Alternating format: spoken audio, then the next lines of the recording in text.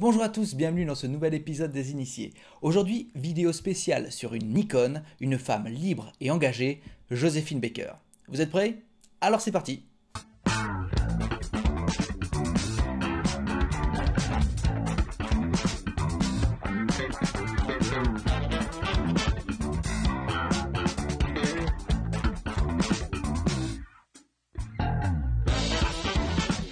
Depuis plusieurs années, la fameuse danseuse afro-américaine fait régulièrement l'objet de livres ou de bandes dessinées. Et c'est encore le cas puisque le 28 janvier est sorti Les Grandes Vies version Joséphine Baker chez Gallimard Jeunesse. Écrit par la journaliste Alice Babin et mis en image par Camille de Cussac, celui-ci, à l'instar des autres livres de la série Les Grandes Vies déjà publiés sur Simone Veil, Maya Angelou, Anne Frank ou Frida Kahlo, revient sur l'histoire inspirante et rocambolesque de l'artiste afro-américaine. Et pour commencer, un bref résumé de la vie de Miss Baker. Née en 1906 dans l'état du Missouri aux États-Unis. Passionnée de danse depuis son plus jeune âge, elle fait partie d'un groupe d'artistes de rue et ramène un peu d'argent au sein de son foyer. Mais pour elle, l'avenir est ailleurs, et elle décide de tenter sa chance en tant que danseuse à New York. La chance va lui sourire, puisqu'elle rencontre une mondaine qui lui propose de partir en France avec elle, convaincue que Joséphine a un potentiel énorme. Et ce pressentiment devient très vite une évidence. Dès ses premières représentations, le public parisien est enthousiaste. Joséphine Baker, avec son pagne de banane, ses grimaces et ses danses au rythme jamais entendu en France, devient vite une icône. Les plus grands artistes la voient comme une muse, et lorsqu'elle prolonge sa carrière dans la chanson, c'est un nouveau succès avec le titre inoubliable « J'ai deux amours ».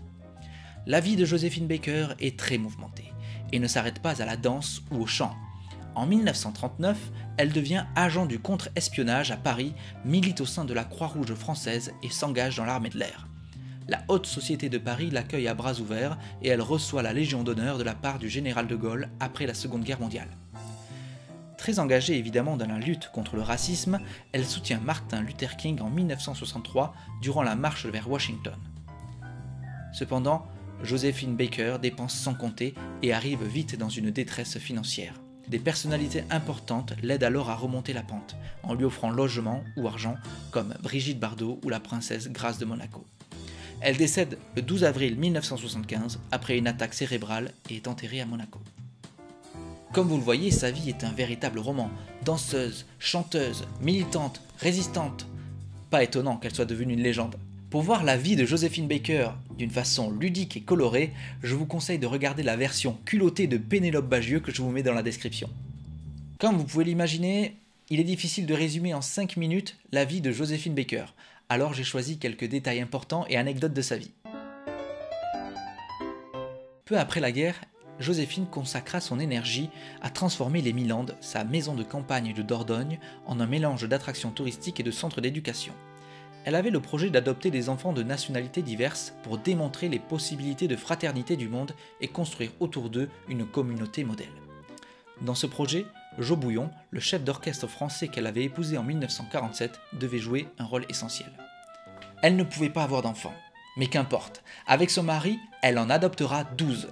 Sa tribu arc-en-ciel, comme elle l'appelle, sera composée d'enfants du Japon, de Colombie, de Finlande, France, Algérie, Côte d'Ivoire, Venezuela et Maroc. En septembre 1939, quand la France déclara la guerre à l'Allemagne suite à l'invasion de la Pologne, Joséphine fut recrutée par le deuxième bureau. On y cherchait en effet des gens dont leur profession permettait de se déplacer librement et de recueillir des informations. Ainsi, durant la drôle de guerre, Joséphine glana toutes les informations qu'elle put sur l'emplacement des troupes allemandes auprès des officiels qu'elle rencontrait dans des soirées. Les années 60 constituèrent la période la plus troublée dans la vie de Joséphine Baker. Séparée de Jo Bouillon, écrasée par les dettes, courant les cachets à Paris et en tournée, elle se sentait perdue.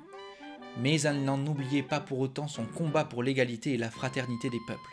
Et à ce titre, elle participa en 1963 à la marche de Washington, qui fut l'un des grands moments de sa vie. Le but déclaré de la manifestation était d'obtenir davantage d'emplois et de liberté pour les Noirs. Joséphine y portait son uniforme de l'armée et faisait partie des officiels sur l'estrade. Ce retour aux États-Unis lui permit de se produire au Carnegie Hall de New York la même année, puis au Strand et au Brooks Atkinson Theatre où elle triompha. Et en 1969, suite à des dettes énormes qu'elle ne pouvait pas rembourser, elle fut expulsée du domaine de Milande par les hommes de main du propriétaire.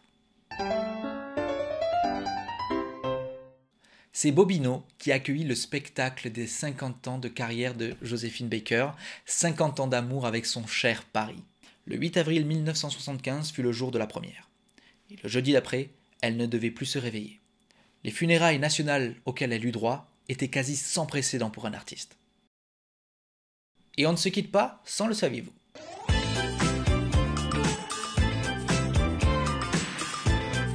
Joséphine Baker s'est mariée au moins 5 fois. Et à Paris, elle a multiplié les amants, dont le fameux Georges Simenon, vous savez, l'auteur de Maigret. Puis en 1926, c'est le coup de foudre, un Italien, Giuseppe Abatino, qui se fait appeler Pepito. Pendant 10 ans, il sera son manager, son conseiller financier et artistique.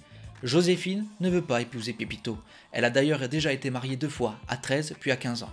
Ce n'est que passé 30 ans, en 1937, qu'elle accepte qu'un homme lui repasse la bague au doigt. Il s'agit de Jean Lion, et leur mariage permet à Joséphine d'obtenir la nationalité française.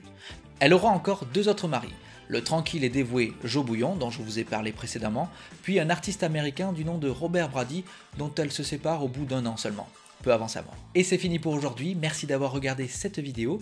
Si ça vous a plu, n'hésitez pas à le dire dans les commentaires, cliquez sur le pouce bleu, cliquez sur la petite cloche pour les notifications des prochaines vidéos, et moi je vous dis à très vite.